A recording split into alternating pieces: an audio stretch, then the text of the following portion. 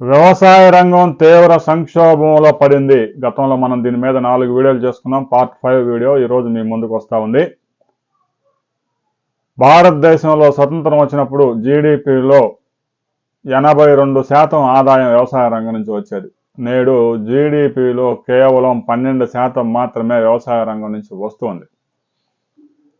వ్యవసాయ రంగం ఆదాయం పెరిగినా మిగతా రంగాలతో పోల్చుకున్నప్పుడు ఆ రంగం చాలా దారుణమైన పరిస్థితుల్లోకి నెట్టివేయబడింది.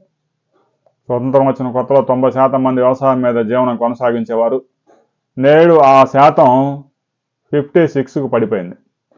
కేంద్ర ప్రభుత్వ తాజా గణాంకాల ప్రకారం అయితే అది 50% కన్నా తక్కువ మంది మాత్రమే వ్యవసాయ రంగం మీద ఆధారపడి ఉన్నారు. అయితే ఆదాయం మాత్రం 11-12% మించడం లేదు. అభివృద్ధి చెందిన దేశాలను గనక మనం ఒక్కసారి పరిశీలించినట్లయితే అమెరికాలో 3%, కెనడాలో 4%, ఆస్ట్రేలియాలో 5%, జపాన్లో 2%, బ్రిటన్లో 2.5%, జర్మనీలో 5%. ఇలా అభివృద్ధి చెందిన దేశాల్లో వ్యవసాయ రంగం మీద ఆధారపడి జీవించే వారి సంఖ్య చాలా గణనీయంగా తగ్గిపోయింది. ఎందుకంటే ఆ రంగం నుంచి వచ్చే ఆదాయం చాలా తక్కువగా ఉంది కాబట్టి వ్యవసాయ రంగం నుంచి ఇతర రంగాలకు వలసపోయారు. ఆ ఉన్న రైతులే 2000 ఎకరాల్లో సాగు చేస్తున్న వారు 5000-6000 ఎకరాలకు సాగు పెంచారు ఆస్ట్రేలియా, అమెరికా లాంటి దేశాల్లో. భారతదేశంలో కూడా రాబోయే రోజుల్లో 4 ఎకరాలు, 5 ఎకరాలు, 10 ఎకరాలు, 20 ఎకరాలు సాగు చేస్తే గిట్టుబాటు అయ్యే పరిస్థితి లేదు. రైతులు కూడా ఇక సాగును వదిలించుకోవడానికే చూస్తున్నారు. ఎందుకంటే ఏ పంట వేసినా కనీసం ఒక 20,000 ఎకరానికి మిగులుతాయన్న గ్యారెంటీ లేదు. లేకపోగా ప్రతి సంవత్సరం అప్పులు పెరిగిపోతూనే ఉన్నాయి. ఏ పంట వేస్తే ఎంత ధర వస్తుందన్న గ్యారెంటీ లేదు. ఈ సంవత్సరం మిర్చికి బాగా ధర ఉంది కానీ వచ్చే సంవత్సరం అందరూ వేస్తే కనీసం కోత కూలీ ఖర్చులు కూడా వచ్చే పరిస్థితి లేదు. పత్తి పంట పండే పరిస్థితి లేదు. మిర్చి వేస్తేనే కూలీ ఖర్చులు కూడా రావడం లేదు. ఇక అందరూ ఉద్యాన పంటలు వేస్తే అవి కూడా ఎవడు కొనే దిక్కుండదు. అరటి, బొప్పాయి, మోసాంబి ఇలాంటివన్నీ విస్తీర్ణం పెరిగితే దారుణమైన పరిస్థితుల్లోకి నెట్టివేయబడుతుంది. అందువల్ల రాబోయే రోజుల్లో కూడా వ్యవసాయ రంగం నుంచి వ్యవసాయ రంగం మీద ఆధారపడే జనాభాని క్రమంగా ఒకసారి తగ్గించడం సాధ్యం కాదు. కాబట్టి కొత్తగా ఈ రంగంలోకి వచ్చే యువత కూడా పెద్దగా లేదు. కాబట్టి 2040 నాటికి భారతదేశంలో వ్యవసాయం మీద ఆధారపడి జీవించే వారి సంఖ్య 12%కి తగ్గబోతా ఉంది. ఆ తర్వాత రోజుల్లో ఇంకా తగ్గిద్ది. ఎందుకంటే వ్యవసాయ రంగం నుంచి వచ్చే ఆదాయం లేదు, ఆ రంగంలోకి ఎవరు రావడం లేదు.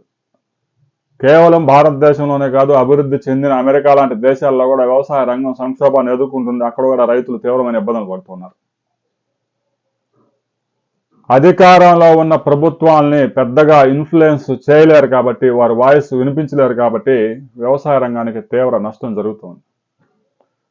ఎక్కడైనా భారతదేశంలో కానీ, భారతదేశంలో ఉన్నటువంటి నగరాల్లో కానీ, ఎక్కడైనా కానీ సంపన్నులు నివసించే ప్రాంతాలను మీరు ఒకసారి పరిశీలించండి. చక్కని మౌలిక సదుపాయాలు ఉంటాయి. అదే పేదవారు నివసించే బస్తీల్లోకో, స్లముల్లోకి వెళ్ళండి, దారుణంగా ఉంటాయి. ఒకటే కారణం, ఇన్ఫ్లుయెన్స్ చేయగలిగిన పీపుల్ అక్కడ ఉన్నారు కాబట్టి అక్కడ అభివృద్ధి జరిగింది. పేదవారు పెద్దగా ఇన్ఫ్లుయెన్స్ చేయగలిగిన వారు, ముఖ్యమంత్రినో, ప్రధానమంత్రినో, మంత్రులను ఇన్ఫ్లుయెన్స్ చేయలేని వారంతా బస్తీల్లో ఉంటారు కాబట్టి అక్కడ మౌలిక సదుపాయాలు కూడా ఉండవు. అదే వ్యవసాయ రంగానికి కూడా అలాంటి పరిస్థితి వచ్చింది.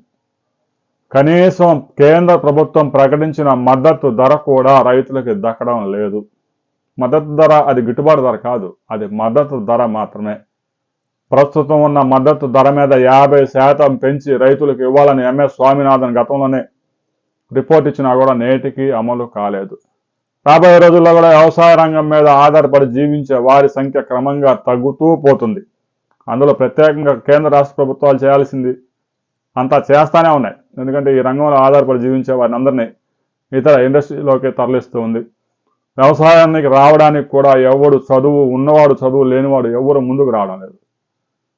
సాఫ్ట్వేర్ ఎంప్లాయీ ఉద్యోగం మానేసి డైరీ ఫామ్ పెట్టాడు, నెలకు 5 లక్షలు సంపాదిస్తున్నాడని యూట్యూబ్ వీడియోలు చూసి కనుక మీరు డైరీ ఫామ్ పెడితే మునిగిపోతారు. ఎవరైనా డైరీ ఫామ్ పెట్టాలనుకుంటే ముందు వెళ్ళి ఆ డైరీ ఫామ్లో 6 నెలల పాటు పని చేయండి. మ్యాన్ పవర్ దొరకడం లేదు. మిషనరీతో డైరీ ఫామ్ మొత్తం నడిపే పరిస్థితి భారతదేశంలో లేదు. రాబోయే రోజుల్లో కూడా వ్యవసాయ రంగంలో అనేక యంత్రాలు అందుబాటులోకి రావాల్సిందే. మ్యాన్ పవర్ అయితే దొరకడం లేదు, కూలీలు దొరకడం లేదు. వ్యవసాయం చేయడం సాధ్యం కావడం లేదు మనుషులతో. సాగులో ఆధారపడే వారి సంఖ్య గణనీయంగా తగ్గిపోతూ ఉంది, ఇంకా తగ్గే అవకాశం ఉంది. దీని మీద మీ అభిప్రాయాలు కూడా తెలియజేయండి. వీడియో నచ్చితే లైక్ చేయండి, షేర్ చేయండి, సబ్స్క్రైబ్ చేసుకోండి.